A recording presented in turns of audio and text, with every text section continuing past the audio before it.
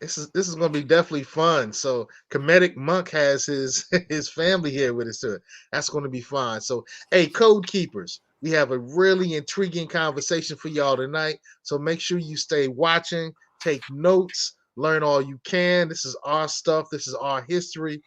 Woo! We have the Khemetian monk with us tonight on Get On Code. All right, welcome to Get On Code, the Fly Guy Show, which is a series of melanated conversations focused on empowerment, health, wealth, and knowledge of self. People think in binary choices because they are conditioned to. And on the wall was a picture of a wolf and a lion.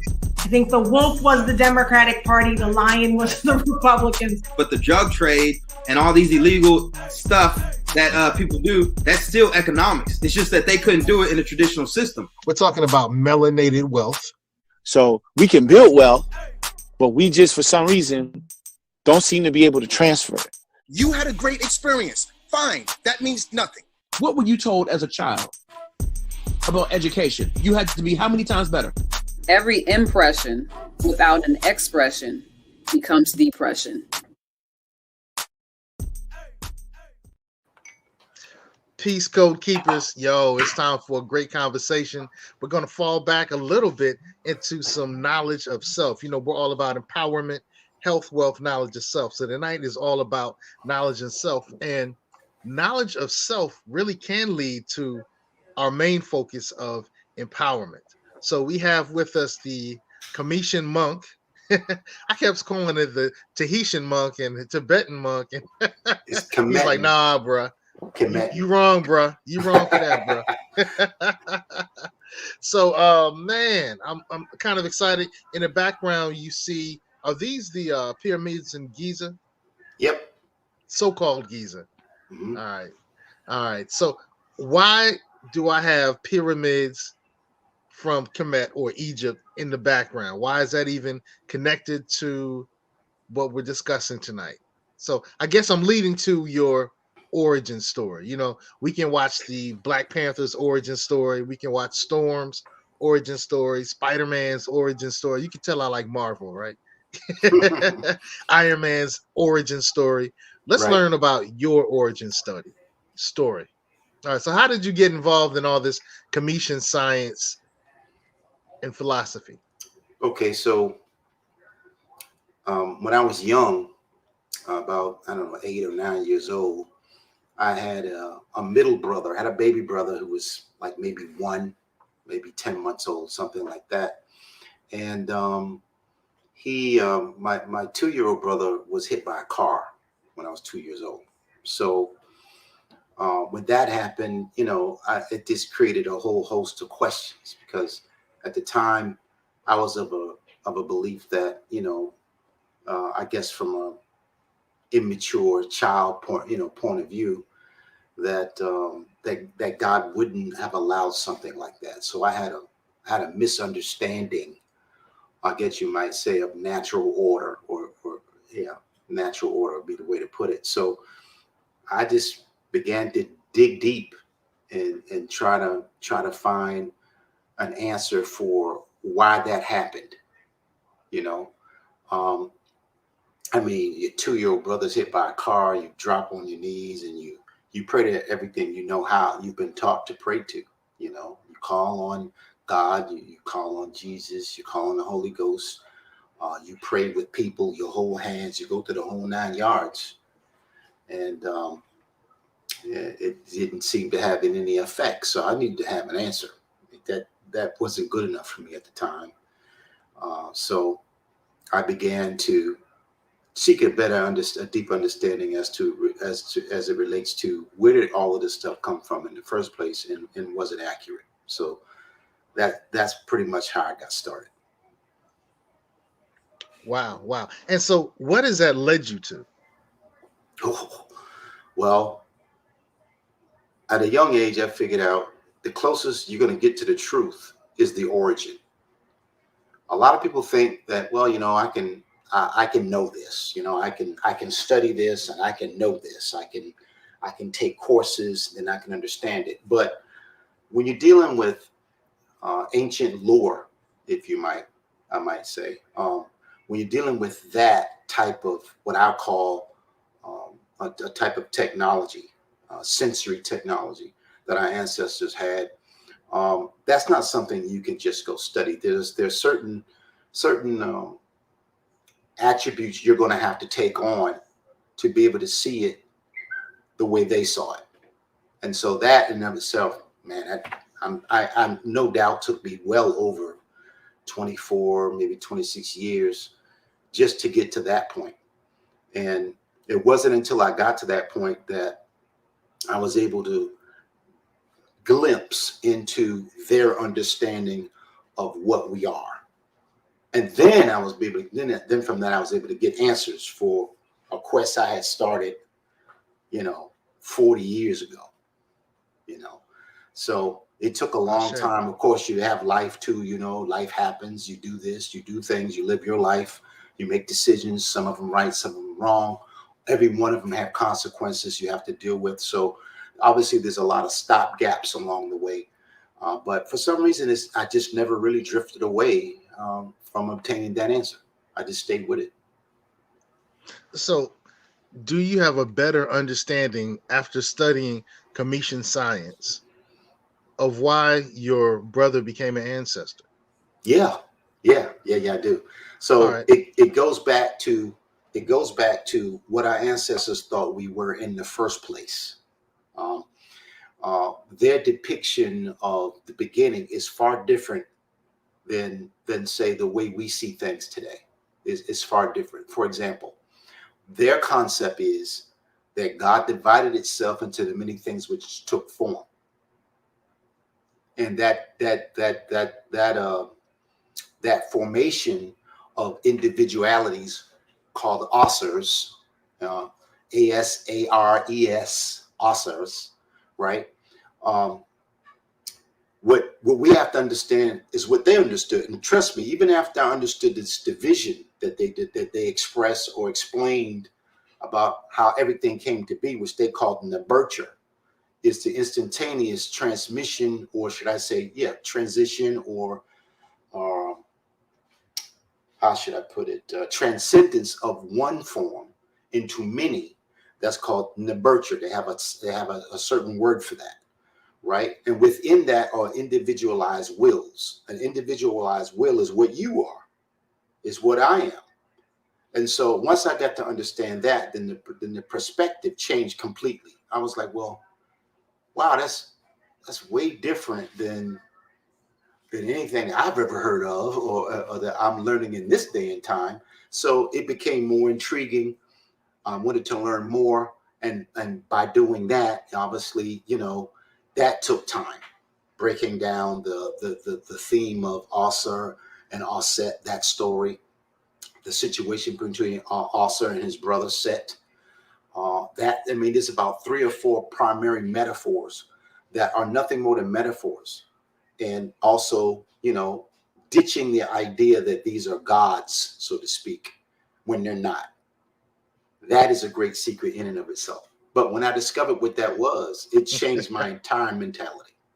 Then I began to be able to identify with what I am and what you are and what we are. And what is that? Well, if God divided itself into the many things which took form, according to them, right? Then what is it that divided?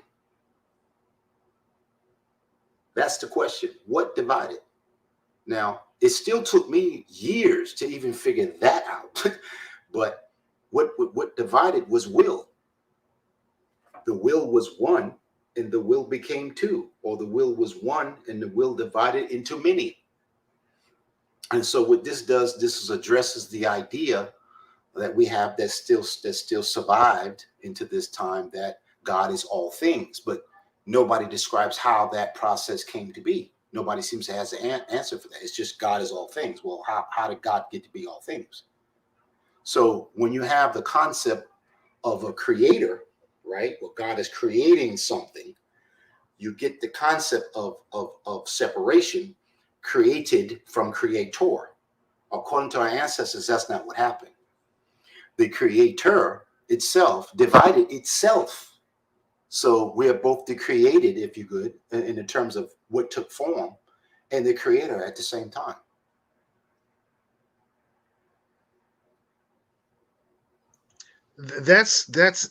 So we're the creator and the created At the same simultaneously. time. Yep. Kind of like a plant, where the That's plant has correct. seeds. That's correct. And so it's creating the new generation Right. while it was part of an earlier planting. That's and I see correct. your shirt says Brooklyn. Peace out to Brooklyn. That's where my Brooklyn, daughter Cameron is right now. yeah. Brooklyn is a blood type. Yeah. All right, I'll leave it at that. You know, were you from Brooklyn, man? Born in Jamaica, Queens, actually. Okay. Yeah. Well, Brooklyn keeps on taking it, and we're going to see that later on night when actually we're probably not going to see that tonight. You know, we got KRS-One versus Big Daddy Kane tonight on Versus. Okay. Yeah. Oh, wow. So, yeah, classics. That's going to be hot. But yeah. Brooklyn keeps on taking it. So how does that differ from what you learned growing up? Catholic, Christian? Catholic, New York Catholic. New York Catholic. 1960s, yeah, Catholic. That's the Catholics who were changing names to make sure they were biblical names. And saying you can't have that name, you got to have a Christian name. Right. Those Catholics. Well, I mean, yeah, those Catholics that used a concept of cleanliness from the ancient Egyptians called circumcision. The Egyptian priest, and after part of your initiation, after you went through the education, and then after you completed the what we call it, the 7 liberal arts, right? Once you complete the liberal arts, and then you enter into the priesthood, then if you were able to pass that, then you got circumcised. That's what made you clean. That's where circumcision come from. It's not a Christian concept whatsoever. It definitely has its roots in ancient Egypt. Oh, and also Ethiopia as well. I say that. I remember when I was studying some of the Khemetian science, as you will, we saw the pictures where men who were going through the priesthood training were holding their genitals, making a promise. And they made a testimony, and they had to hold their testes, and they were saying, if I break my bond, if I lie, then may my ability to reproduce be taken away from me. So, and that was just kind of interesting watching those types of imagery from our ancient Khemetian ancestors. How does this vary from what we learned as Christians? Oof. And I'm going to preface your response by saying one of the things that my father was a minister. All right, he had his doctorate in theology from Livingston, and we used to sit and just kind of watch things. And one day, one of the popes had passed away, and they were having the funeral procession. But in that, they had the homily of the saints or something like that. Right. And I was like, Dad, they're doing libation. Yeah. And he was like, yeah, they are. And we could kind of imagined then how the Catholic Church was just a pretty version of African ritual. Correct. A very pretty version of African ritual. And then we can look at some of the royalty that's in the background currently in this picture, where we see people of royal stature, and they're wearing the hats or the headpieces that later became the headpieces in the Roman Catholic Church. Especially the one that it appears to be that looks like Oscar's wearing, the one on the left, right under the G. That particular crown is very similar to the Catholic Church crown. Yeah. Okay. It's interesting that it's right under the G. Somebody caught that. I don't know if everybody caught that, but somebody caught that. It's right under the G. Yep. But go ahead and answer the question. How was what the Asar Set,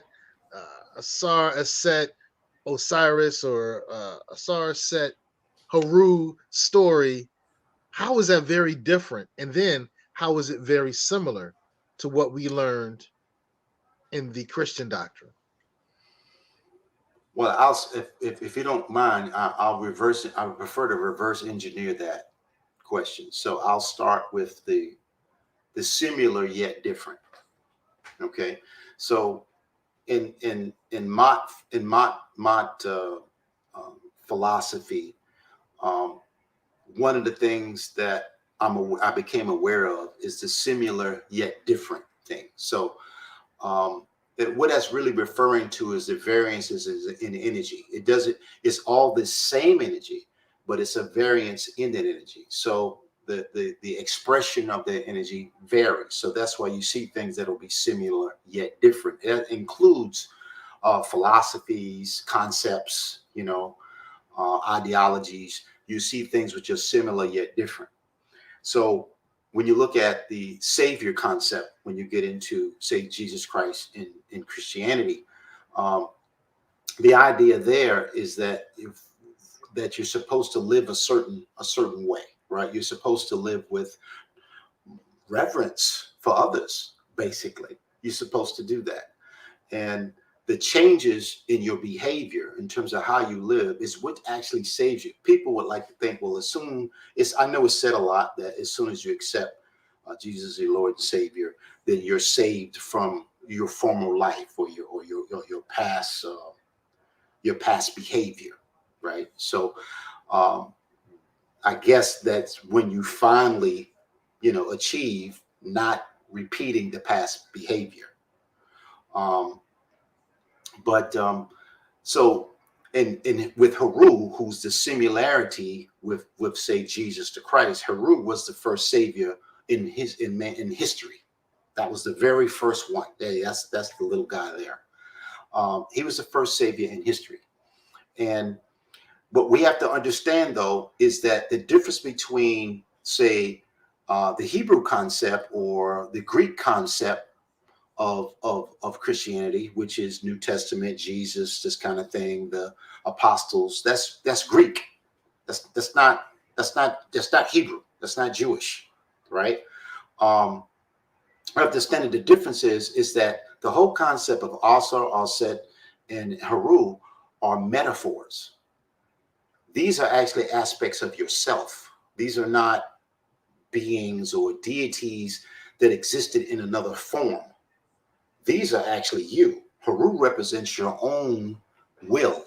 Aset represents your emotional behavior or emotional perception of things. And Asar represents your true being, your true self, that which divided from Ta from the very beginning, right? When God divided itself into many things which took form, he called them Asars. And that's who that is. That's actually you.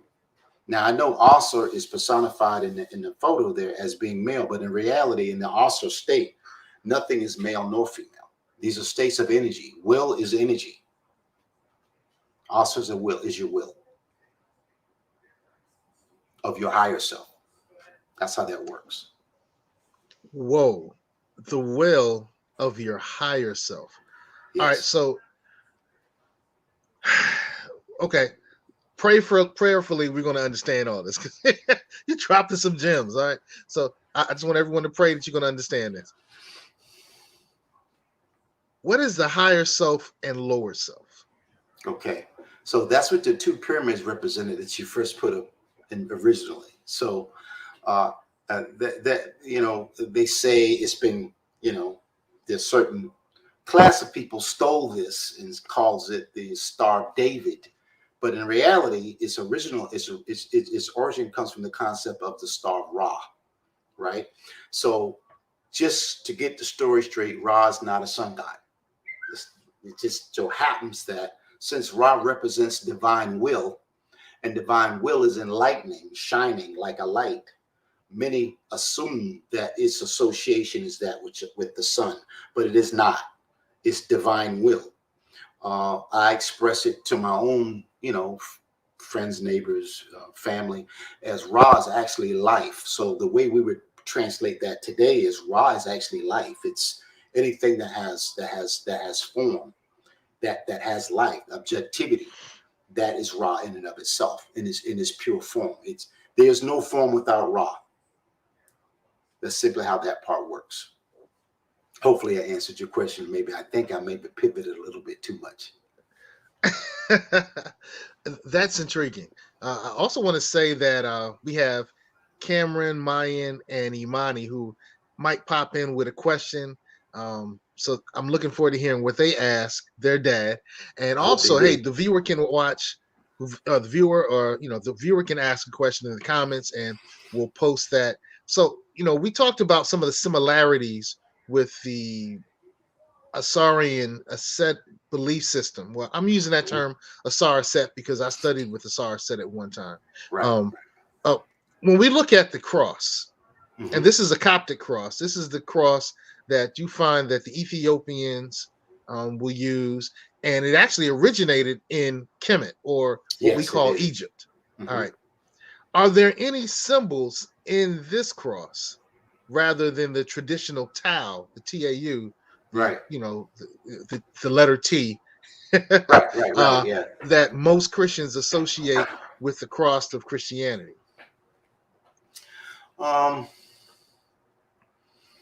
Well, I would say it's an exaggerated version of the Caduceus. So if you're familiar with the Caduceus, like when you go to the doctor's office or you go to the dentist and you see the pole with the serpents going up, and on either side you see the wings. If you remove the serpents, you wind up with the pole going down the center and the wings on either side. That's what creates the cross that you're referring to. So I would say that it really more presents or represents the Caduceus more than anything else as far as the cross goes. But what's been removed are the serpents that go up the Caduceus sign, or that go up the cross, so to speak. So those serpents represent the forces of energy, your own life force, which rises up and down every time you inhale and exhale. That's all a part of your own being. So there is also a meditative practice that you can perform that deals with cultivating that a little bit better, helping your life force, I guess you might say, flow through your body. But the purpose for that, obviously, is for enlightenment. So but to be enlightened, you have to first find peace. So you have to calm yourself. Though that I walk through the shadow of the valley of death, I will fear no evil. Thy rod and thy staff, they comfort me. Thou maketh me to lie down beside the still waters. The still waters is emotion. So if your state of being is disrupted, overstressed, then you cannot be calm, and you cannot still the waters, and you cannot be at peace. And that distraction doesn't allow you to communicate with your ancestors and listen to whatever it is they have to tell you. But they're always there waiting all the time. Yeah, that's the Caduceus there. Classic. That's the Caduceus, yes. And the two serpents represent the two ladies in reality, which are the two aspects of Mat. The one on the right is Aset. The one on the left is Nekhebet, or you can call her Het Haru. That's what the two serpents actually are. So you're saying that the Tau, the T-A-U, the cross that is part of the Christian iconography, is really kind of based on. Was this older than the cross? By far. Remove the serpents, and you have the cross right there. The wings represent the crossing bar. And even if you remove the wings and you remove the serpent, you can see there's a bar right there that the wings rest on. So it's right there. Whoa. It's the same thing. It's just what you have is, in my opinion, not only a copy of something, but you also have a misrepresentation in terms of what it actually means. But to the Hebrews in Judaism, it means the 10 Saphari. The cross breaks up into 10 squares. So you have two squares on the right and left that makes your crossbar, and then you have two squares, 1, 2, and the third with a 2 cross, and then you have the other going down. So you have 6 going down, and the 2 on each side coming from the third square. Those are called the 10 sophori. So if you've ever understood, what's his name? Oh my God. There's a way to read that moves counterclockwise around the various squares. By the tables of,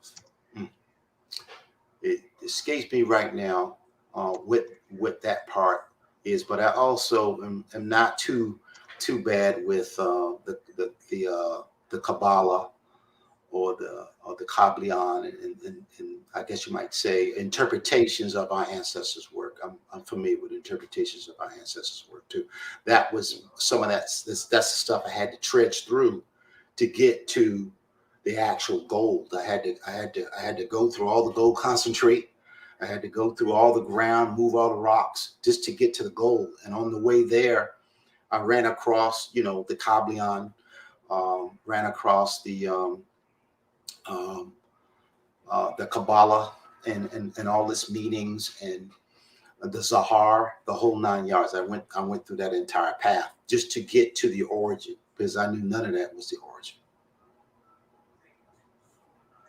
All right, that's a lot. You're doing the most here, brother. That's a lot.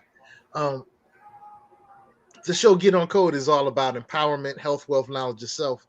So part of what the show focuses on is in the area of empowerment, finding things that empower us to solve and be able to truly master the challenges that face us. So with all that you've learned, how can what you've learned help this situation? These are the melanated who've been murdered by police officers. Mm-hmm. And we're still kind of, we as people of African descent and in Aboriginal descent and indigenous descent, whatever term you want to use, we've had a difficult time with the judicial system since the 1800s. And so, since the 1800s, every president, Democrat, Republican, whatever, has been turned a blind eye when we've saying, hey, we're having a very different experience with this judicial system, Right. Yeah, I know. Yeah. So how can we empower ourselves, in voting, politics, attention, resource, economics, with the information that you've learned that deals with Asar and Aset and Haru? How does that make you a more empowered person when you're dealing with the problems of the world?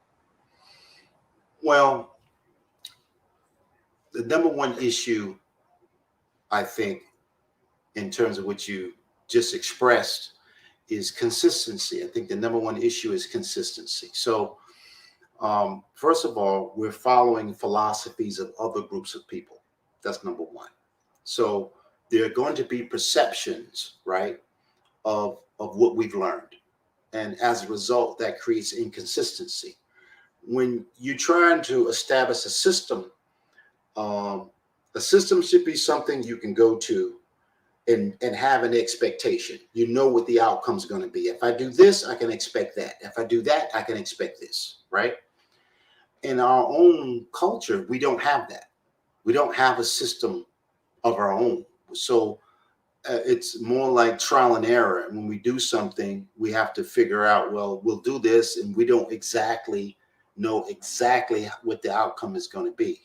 Most times we know it's going to be unfavorable as it relates to an advantage for us. But the issue for me with that is that's got to do with the inconsistency. So when we practice inconsistencies, we're going to wind up having inconsistent behavior in terms of how we interact with each other. For example, I was born in the 60s, but I'm old enough to remember, the riots and when Martin Luther King was shot, and word on the street, what happened with Malcolm X and all that kind of stuff, right? And what stands out is that we never had a system of how we're going to interact with each other, right? So it's funny because I was talking to my daughter about this earlier. I was talking to Imani about it, and I said, you know, we go about it the wrong way to deal with those type of situations that you just mentioned. What we should be doing is we should be going for the throat of the judicial system like any other country does. You take it into the court system. You fight it collectively as a whole, not allowing it to be separated and dissected. Well, we'll do this one, then we do this one, then we do this one, then we do this one, then we do this one. We have to attack laws that address what our needs are. We are taxpayers, are we not? If we're taxpayers, then we should be respected as such. And as a result, we should also demand what our needs are. We're not demanding that our needs are met. That's the issue. That's what I think the issue is. If we're going to address the situation with law enforcement, which is more locally, unfortunately, we're going to have to handle it on a national basis and then allow it to be broken down from that point. Because if we do it from the bottom of the pyramid, what winds up happening is we're working with one stone at a time. And because of time and over distance, these conditions seem very separated. We need to approach all these as one thing, opposed to this one thing in this corner, one thing in that corner, and we work everything one brick at a time. We just start with the one brick on top, build our legislation from that, build what it is we want from that, and then we can address all those things. But the way we go about it, there's no system. And as a result, our own people, like I said, they don't know what to expect even from us. We don't even know what to expect from each other because we don't have a system in place that would support what our interests are. And this is how it works in America. People lobby, right? We've heard people lobbying for laws, lobbying for change. The people lobbying, I've never seen them march. They lobby to change, to influence changes in law. They don't march. So right. I think the way we go about it, and for some reason, we're not getting it. The way we've gone about it hasn't changed. And I don't know why we seem to think that we can keep using the same model, and that model's not working. And I don't think we're actually looking at the entire model. So if we go back to the marches that began during what we call the civil rights movement, right? And those marches, and that was just part of the strategy. That was just part of this. So those who trained Dr. King shared with him that marches and demonstrations just brought press attention to the situation. Yeah. And behind the scenes, you have to do the negotiating and the dealing and the demands. Yeah. Mm-hmm. And, that's what happened with voting. That's why, we're able to vote now because, we had the marches going on, but behind the scenes, the president at that time and those who were working with Dr. King, because, everyone wants to attribute everything to Dr. King. Right. But if you read Dr. King's books, he tells you who he was rocking with and the women that participated and helped kind of shape some of the ideas that happened and the men that were working with him and, things of that nature. Right. And, they shared this is how we had to approach things. We had to break things down this way. We had to say, if you want this, you're going to get this and those types of things. And so it's kind of interesting. Like when you look at people who are impoverished, mm-hmm. if you ask them what a wealthy person looks like, they just tell you the clothes, the car, the things they can see, but they can't see what produces the wealth that allows them to purchase the cars, the clothes. Yeah. And that's an easy one. That's interesting you would say it because that's an easy one. What produces the wealth is what they're standing on. It's called infrastructure. If you don't have infrastructure in place, then you don't have anything to build on. So you've got to have water, you've got to have electricity, you've got to have industry that supports an economy. So even though we may most times, reference what we see as wealth, we're not really understanding what wealth is. When you stop at that traffic light, that's wealth. When the lights come on, street lights come on at night, that's wealth. Wealth is all around you, right? The issue is how are we using that? How are we applying that? What are we thinking about? Why do we have what are you doing with electrical current? Is that electrical current benefiting you in any way? Can it benefit you in a way? Can you use the light at night to write a book? You know, but you always be just listening to music or watching TV. What are you doing with that power that's in your possession, pretty much as long as you're breathing?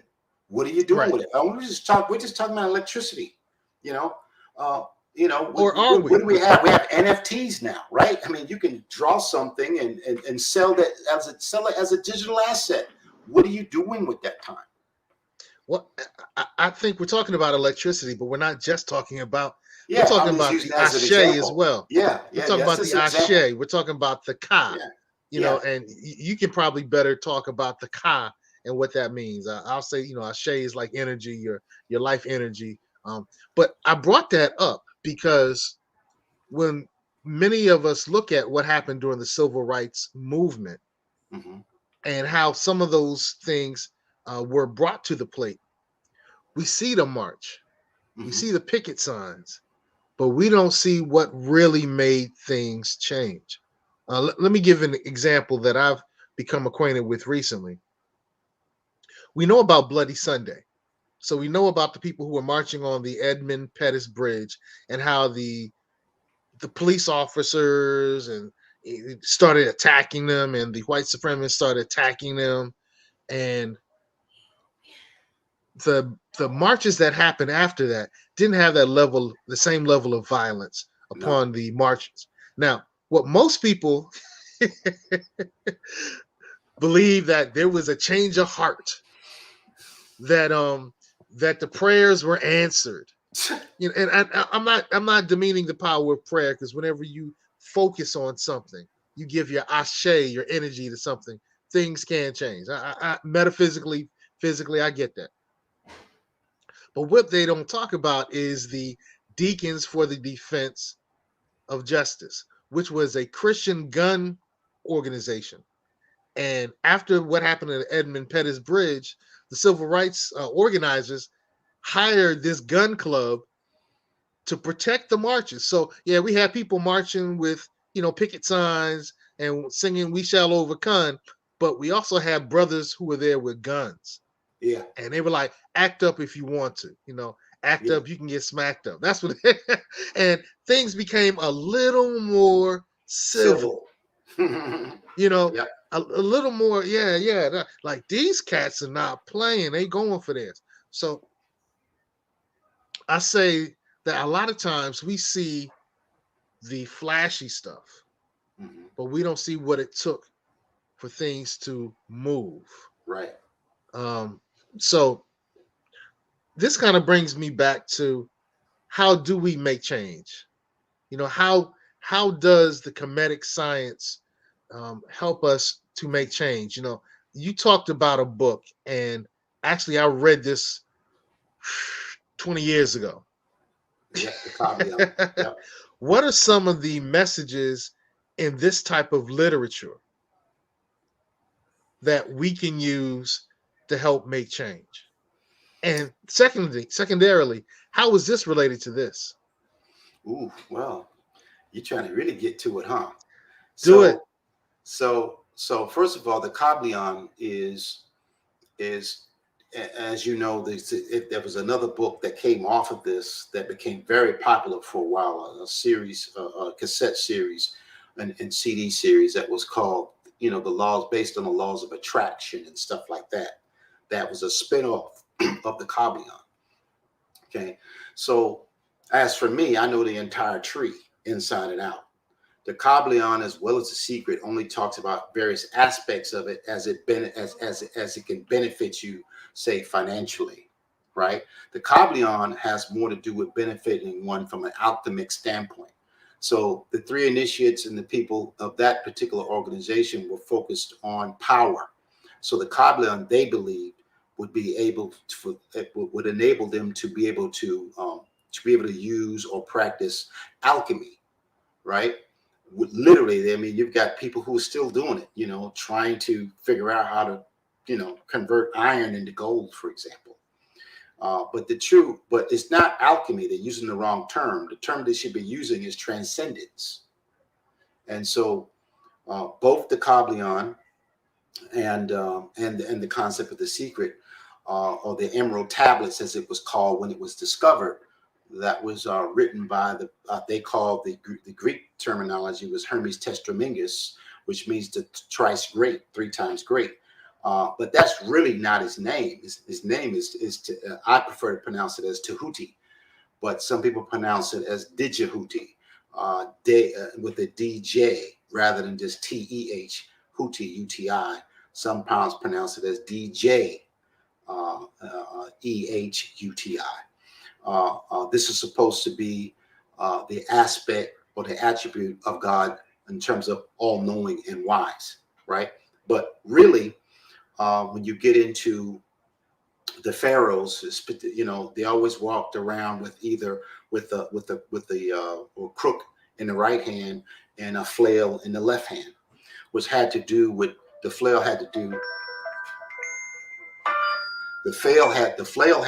with I'm sorry about that. I don't know who this is, but the flail had to do with self-discipline, and the crook has to do with wisdom of the ancestors. So their concept was never to disassociate with all the cosmic energy or all the different how should I say expressions of God.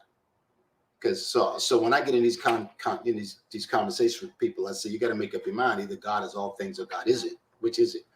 So if God is not all things, then it's okay for you to say you're not God. But if God is all things, then obviously, guess what? God is also you.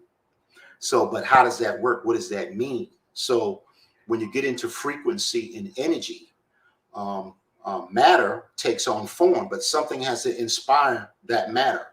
So the form that we take on is obviously based on an image.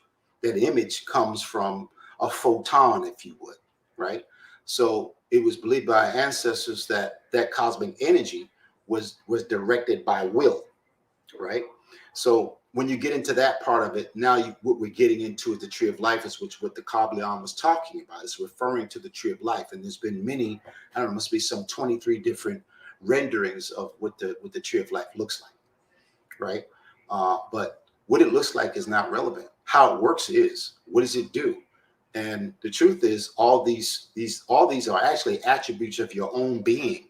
So I learned, I don't know, maybe 25, 30 years ago, that our ancestors' technology was us. It wasn't, it wasn't a cell phone. It wasn't a computer. It wasn't space technology. It was the technology of self, understanding what we are, how we operate, what makes us work, what is this, how are we able to derive heat? How can we create images in our mind where there's no light?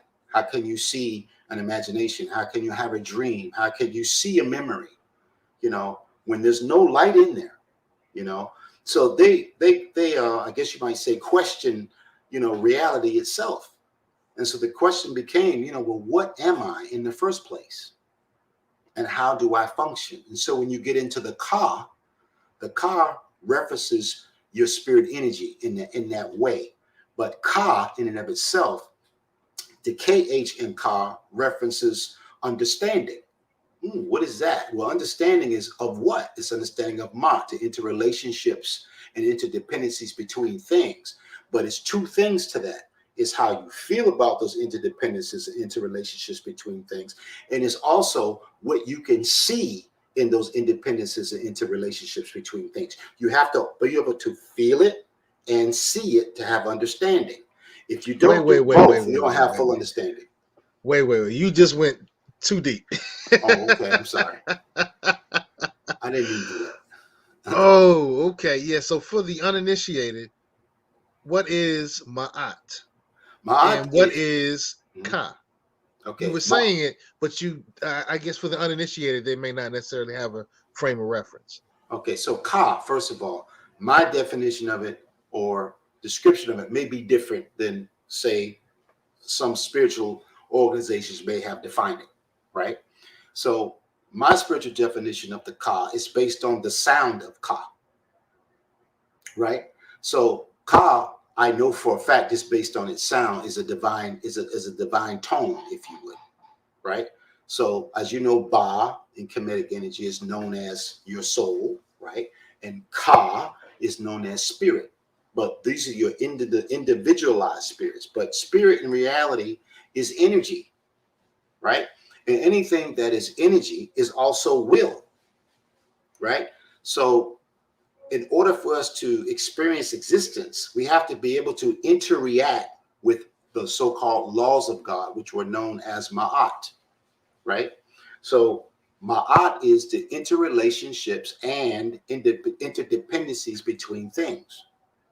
Now, we can live or have an existence in Ma'at, which is where we are, which are, we live by principles and standards, I guess you might say, or universal rules that allows our form to coexist in this, what we call reality.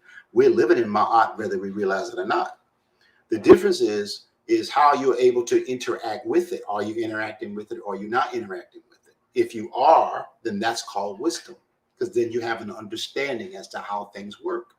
But when you lack an understanding as to how things work, it doesn't mean you can't live within Ma'at. It simply means that you don't have the ability to interact with it.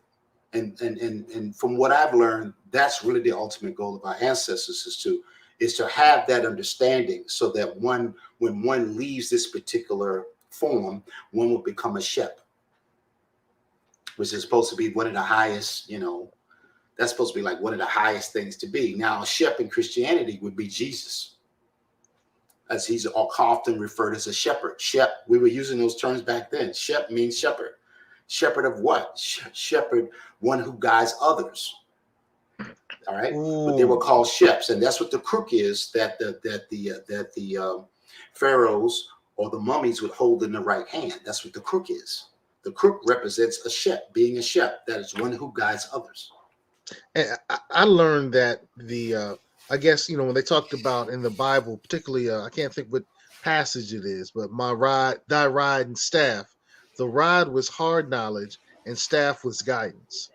Well, you can call the rod hard knowledge, but in reality, the rod is self-discipline. I tell people all the time, fantasy without discipline is self-destruction. So you have to have emotional self-discipline. So it's like if you're young and you're in a relationship with a young lady, you may have just gotten married, maybe you didn't, but you're living together and you guys just had a baby. And the oldest one of you might be 24. What's going to happen? It's going to be some people going to be getting upset, baby crying all the time, it's wearing on you, you're tired, you snap, you get angry, right? I've lived that life. and so this causes a lot of relationships to fall apart, because there is no self-discipline as it relates to emotion. If you lack emotional self-discipline, you're not going to be able to get along with anybody. You just go become an anger management issue. That breaks up so many families, So, taking the time to be still and to center yourself and relax everything, all your bones, just relax for a while and let things go. You can have it back tomorrow. Don't go to bed with stress. Don't go to bed with some issues. You can have it back in the morning when you get up. But tonight, before you go to bed, release all your fetters. Let it go. And, that's one thing that I learned from my ancestors. That was the hardest thing for me to learn. It blew my mind when I found that the Khemetians were, they're doing the 42 confessions of mind. Technically, there was a time frame between 9 p.m. and about 11 p.m., definitely before 12 a.m., they did their 42 confessions of mind to release, to be forgiven of all their fetters, if they had any, or to at least make confessions as to how they lived that day. I have not wronged my neighbor. I have not stolen. These different things they would say. It's because they had a concept that judgment came every single night between 12 a.m. and no later than 3 a.m. So between 12 a.m. and 3 a.m. every single night, judgment came. And then, of course, you had the big one, which occurred on the 8th day, which for us in our 7-day week, it would be on a Saturday. They had a 10-day week. So for them, it was on the 8th day. So, it blew my mind when every night these people were confessing that they had lived righteously every single night. We don't do that in this day and time. In fact, it's cool to live a debauched life and be anything other than the, I guess you might say, anything other than the rule you've been given to live by. But we are still expressing our own free will, and that is a good thing. But just be wary that sometimes free will can be disrupted with fantasy. And like I said, fantasy without emotional discipline is self-destruct. It can lead to self-destruction. And that's what happens to so many people. You get a little caught up, you get a little beat up, and you do the thing, you do the drug thing, sometimes it happens just from having fun, and you wind up getting caught up. And there you go with fantasy without self-discipline leads to self-destruction. Yes, that's exactly right. What you put up there, 42 negative confessions. They're technically the confessions of Ma'at. That's what they are. Right. And so I'm just kind of showing the viewer where they can find this information. Yeah. So the 42 negative confessions of Ma'at. And intriguingly to me is some of these are what we call the 10 Commandments. That's correct. I think that's what I said. I figured you were going there. That's exactly the 10 Commandments were extrapolated from that. That which you just showed a second ago is anywhere between 2,000 to 2,500 years older than Exodus. So when you get into biblical Exodus, the 42 confessions of Ma'at are somewhere between 2,000 to 2,500 years older than the 10 Commandments. Another thing that I learned as when we looked at the 10 Commandments, one of the things my father taught me. Now, I shared with you that my father had his doctorate in theology. Okay, yeah. He shared with me some things that he said he couldn't really share with the congregants, and one of which was there were more commandments than the 10 Commandments. Yes, that the 10 Commandments are a condensed version. Right. And that when we looked at, the burning bush, whenever you saw something burning, it was enlightenment. It was new knowledge. Right. It was new guidance. So, yeah. Yeah, that's why pyramids, pyramid represents fire. So the Per Imharu, which is what the pyramids are, the pyramids represent fire. Now, fire in reality represents inspiration.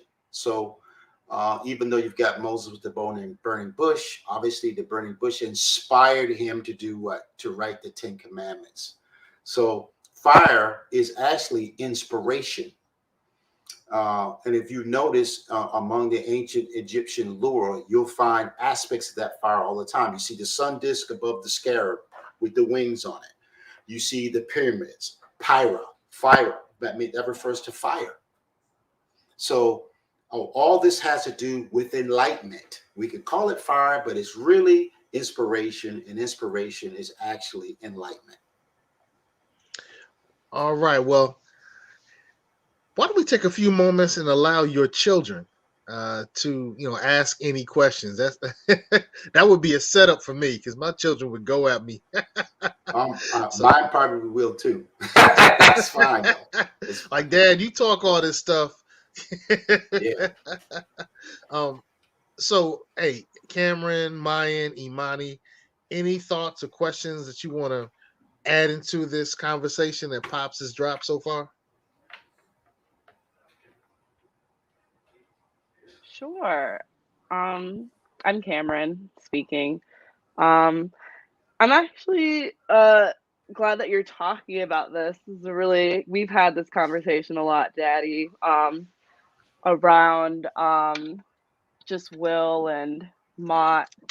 And I guess my question is maybe one that could have been mentioned also is when it relates to, let me think, kind of forgot my question, but when it relates to just in imagination and in passion and things like that, how do you create that through when you're meditating to manifest things, putting your energy into things? Why don't you talk about that more? Because I know that was a big thing that you talked about for me. Right. Okay, so what she's referring to is things that you can do in the meditative state. Obviously, once you realize what you are, then understanding the process. So the process starts with concept. Concept is another word for conception, but this is all in the conscious state, right? The way you apply your will to a dream or idea or concept or ideology that you have in your head, if you're going to manifest it, it's going to be based on how you feel about it. That's one. Number two, you have to be patient. Some things which are small, or should I say, has an interrelationship that's short on a short vibrant level, so to speak, those things will manifest sooner. But some things have to calibrate over time. They have to line up over time. And when they line up, then those things can happen. So it depends on what it is. But always how you feel about it is actually feeding it. So the manifestation is coming from you. Now, just so you understand, I'm not trying to make it sound like that ultimately it's not God. Of course it's God. But one aspect of that is also you.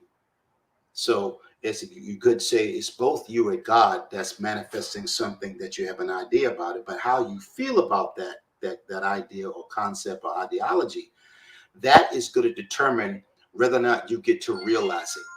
So as you know, when you were younger, I always talked about life was only two E's, right? Expression and experience. These are the only two states. These are the only two states we're ever in. We're in the state of experiencing someone else's expression, or someone else is in a state of we're in a state of expression to someone else, and they're experiencing our expression.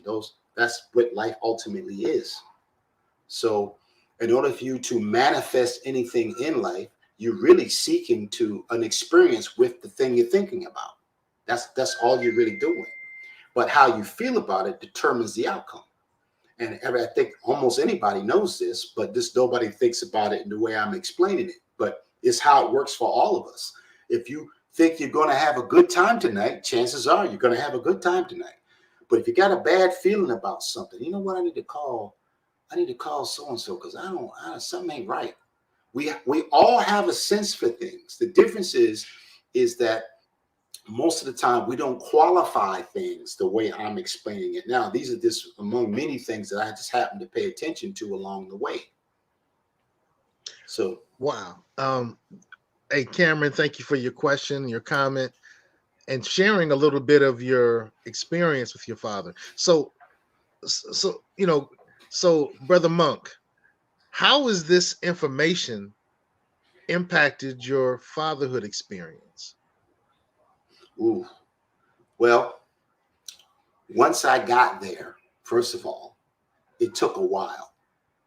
I had a tough time coming up. I'm a 60s child out of New York, right? So you can imagine what that was like. You know, we moved from New York in the early 70s down to South Carolina in a rural town with 800 people in the whole town. You can imagine what that was like. So I had it really hard. I had a tough time. So it took me a long time to become the person that's talking right now. I wasn't this person when Imani, who's also on the line, when she was born. I wasn't the person I am right now. I was still in the process of becoming that person. But I had a hard time. I had a abusive stepfather growing up.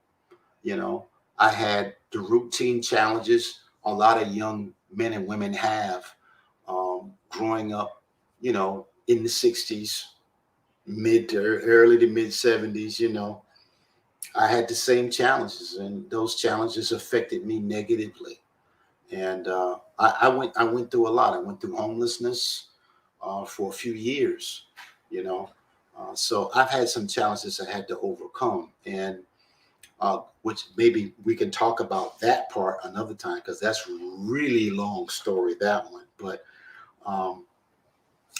I just knew that there had to be more to this experience that we call life, and I pursued it, and I'm glad I did.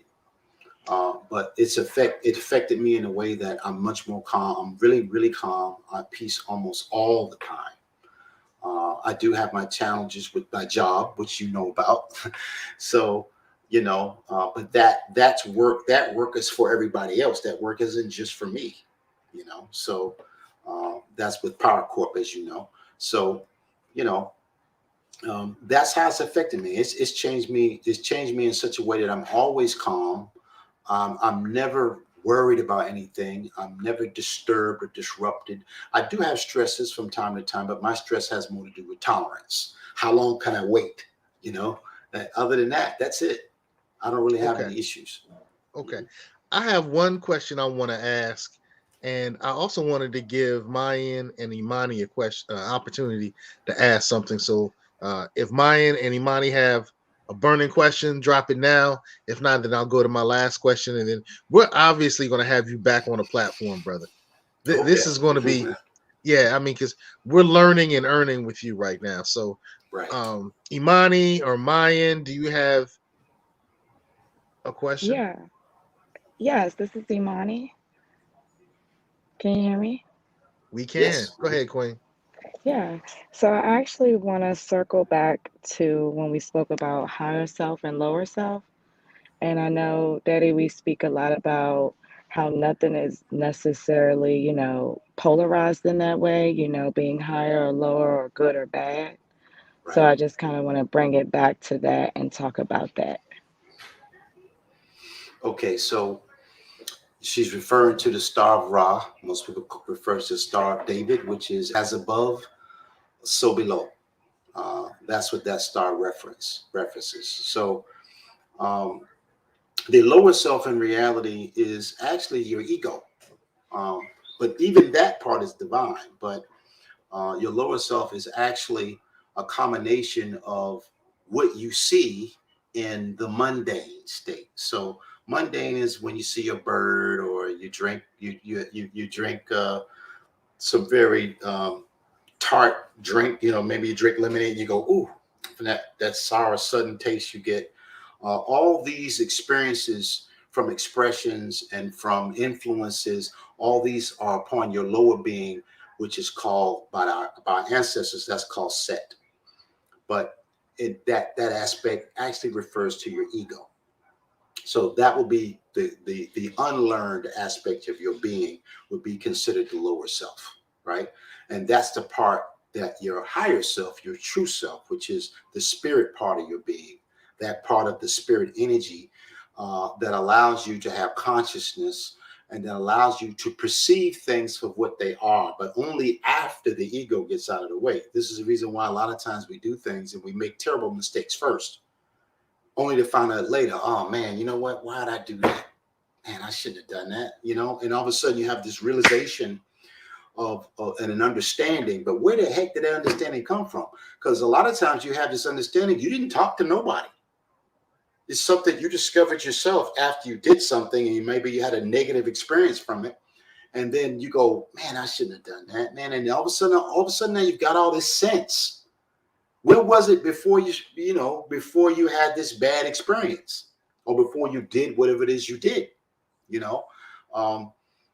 So once the ego subsides, which our ancestors referred to as Set, all right. So Set in the metaphor is the brother of Asa. So Asa is your actually upper self or divine self. And Set is actually the ego self, which is the lower self. And isn't Set the Nemesis prototype the of arch Satan? nemesis of your higher self. It's the arch nemesis of your higher self. However, it will conform once it's educated. This is the reason why in the solar boat, Set is the one who protects the boat. Later on, after the trial and everything, he later protects the boat that Asa is in. This is why he's on the boat in the first place. Wait. So once again, for the uninitiated, right?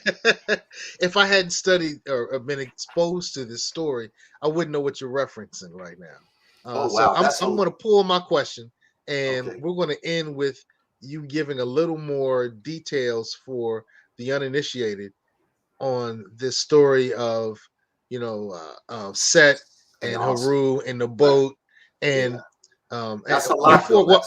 That's pretty long. I'll be honest, it's long. So we may have to save that to part 2. But I'm glad that you shared that, because I learned that Set was the expression that later became Satan. You could say he is the Christian Satan, right? But in reality, he's your ego. He's the alter ego of Asa. He is the unlearned self. That's what Set is. So technically, a Setian is anyone who's unlearned. Ooh, I had never seen A-U and then S-E-T and extrapolated S-E-T.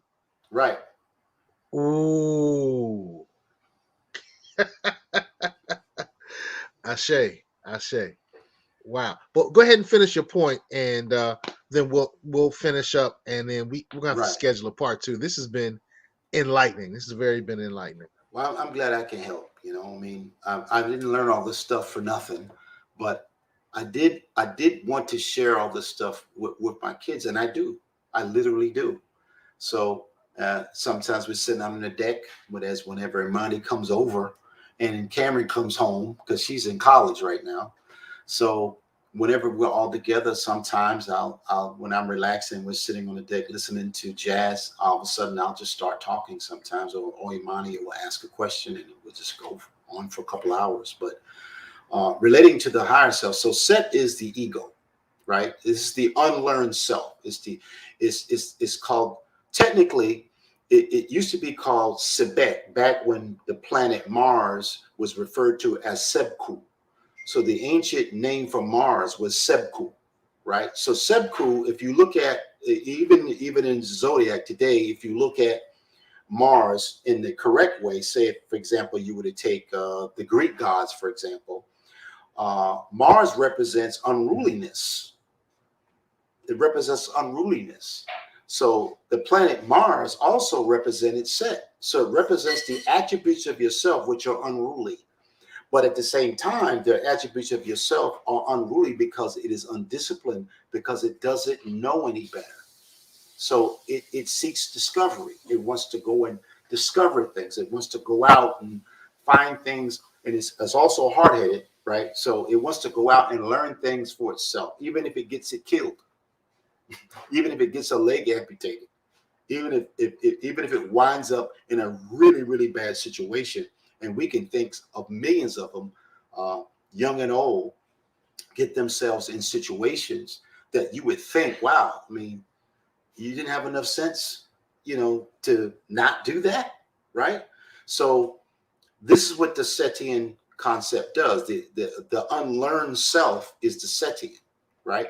But after it commits, if you would, the divine crime against itself, then it's subdued by its own actions, and as a result of that, subdued, that allows your higher self, the Osirian aspect of your own being, to introduce wisdom into your being and teach your lower self. That's how that process actually works, and it takes time. As I tell my kids all the time, to get from this point, right, to get from this point to this point takes millions of years in consciousness. But you're probably like, well, how am I going to get millions of years while we sitting here talking over my lifetime? That's a whole nother conversation, my brother. Well, yeah, I've kind of learned that we can't look at the middle of the movie and think that we've seen the whole movie. Right. So I say that. Hey, earners. Woo. Man. I said earners. I was thinking of another group I'm in. Code keepers. We've been actually earning and learning from the good brother, the Khemetian monk. I love that. So, hey, on our way out, tell us what Khemetian monk talks about. I mean, what, how'd you come up with it? What's it mean? And then we're out of here. Well, Kem, as you know, is the ancient name of where we come from. The land of the blacks was known as Kemet. They called it Kem, right? This was long before the Greeks called it Egyptos. And now today's translation is Egypt. But originally it was Egyptos. But before the Greeks called it Egyptos, it was called Kemet. So, as you know, what the reference to monk means, it means one who is devout, one who first of all, one who loves, but more importantly, one who is devout. So, as for a monk, I'm devout, but I'm also black. So, Kemetan monk is one who is devout about his blackness or our blackness. And so I pursue that to share it with all of us. Ashe. Well, once again, code keepers, you know, we've been learning and earning with the monk brother, the brother monk. Had to give him a nice, cute name, you know. That's cool. So we're going to have Brother Monk back on the show so we can continue learning about this philosophy and how we can apply it to our lives. I mean, there are a lot of things that we need to change. You know, we need to change these things. We need to make sure these things don't happen again. All right. You know, we need to make sure these things stop happening. We need to make sure that these things stop happening. It's definitely time for a change. And the interesting thing is, it looks like our ancestors have already left the way. Yep. The way is open. They've already left the way. We're going to have to turn over the tables. We just got to turn the tables over, right? The way has already been left. It's already been left. So learn the code, get on code, teach the code, and be the code. And we love you. All right? Peace. Thank you.